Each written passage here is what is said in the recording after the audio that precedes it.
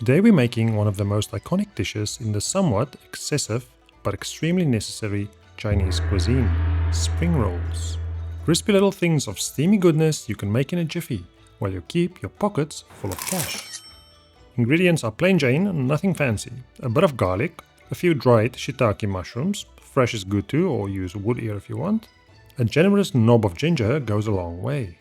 Here we have some chicken mince, or any other mince if you want, but chicken makes it vegan friendly, so something for everyone.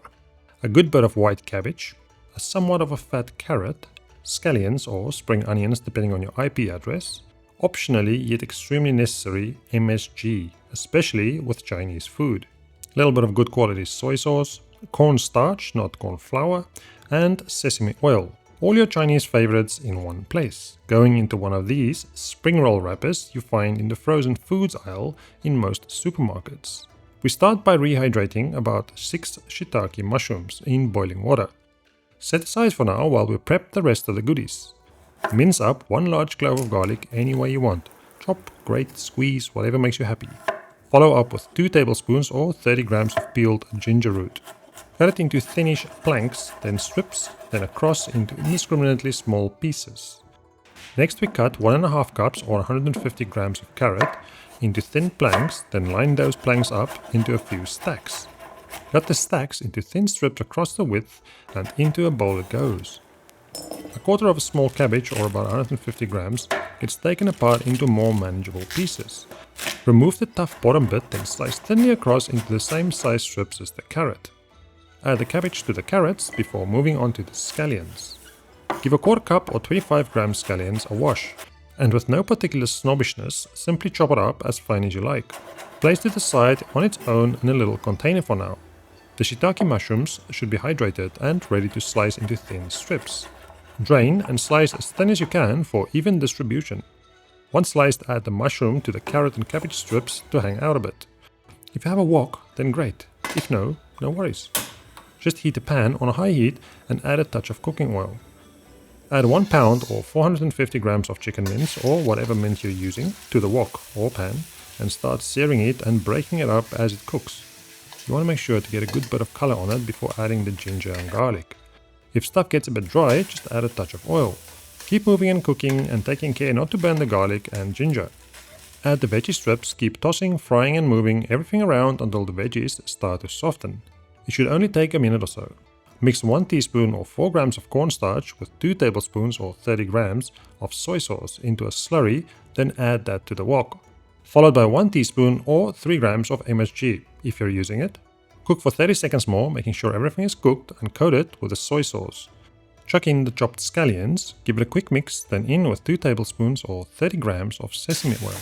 Cook 15 seconds more and remove from the heat. We cook everything in stages in order to get the proper flavor and texture needed for spring rolls. Once the mix is cooked, it should not be wet, but rather shiny, and the ingredients cooked but not completely soft. It should still have a little bite to it if you know what I mean. Give it a taste and feel free to add a touch more soy sauce if you like it saltier. Leave it to the side to cool down for a minute while we make a simple fresh dipping sauce. You can of course go for a more classic Chinese sauce with chili crisp or hoisin, but I like the freshness of this one we're going to make here. We start with 2 tablespoons or 25 grams of regular white sugar, or palm sugar if you like. Dissolve in 30 milliliters lukewarm water. Bruise up a lime to release the juice, then squeeze into the sugary water. Add 1 tablespoon or 15 grams fish sauce or soy sauce and give it a stir. Next up, a finely grated or chopped clove of garlic. And finally, a finely chopped bird's eye chili or 2, depending on how hot you like it. Give it all a stir and adjust it to your liking if needed. Set aside while we roll up the spring rolls. I like to keep the pastry in a damp cloth to keep it from drying out. Take 1 sheet at a time and lay it out flat on a table, corner towards you. Mix a teaspoon of cornstarch with a tablespoon of water to form a sealing glue.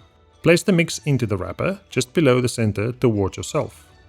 Fold it over, doing your best to keep everything nice and tight. Fold the sides over, then slightly roll it up, leaving the lip unrolled for now. Brush the unrolled pastry lip with a cornstarch slurry using either a pastry brush or your finger, whichever is closest. Close the roll tightly, making sure there's no open bits, broken pastry or anything looking weird. If they are torn, not wrapped tightly, or the pastry is not sealed, they will open up when you fry them, and tears will follow, guaranteed. If you do have a ripped or badly rolled spring roll, simply open it up and do a new one with the same filling. Preventing disappointment is much easier than dealing with it. Wise words from a dumb guy. For old time's sake, let's repeat that once more. Pastry down, corner towards yourself.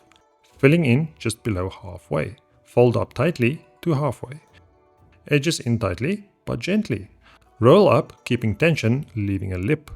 Glue it. Finish the roll. Then inspect your handiwork. Set aside on a tray while you finish the rest. Once they've passed your high standards inspection test, heat a pot of oil or fryer to 180 degrees Celsius or 356 degrees Fahrenheit. Fry them gently, moving around ever so often until golden brown and crispy. It should take about 2 minutes. Drain on a wire rack and let it cool a bit to avoid burning your mouth. Dip, eat, and go have a nice life.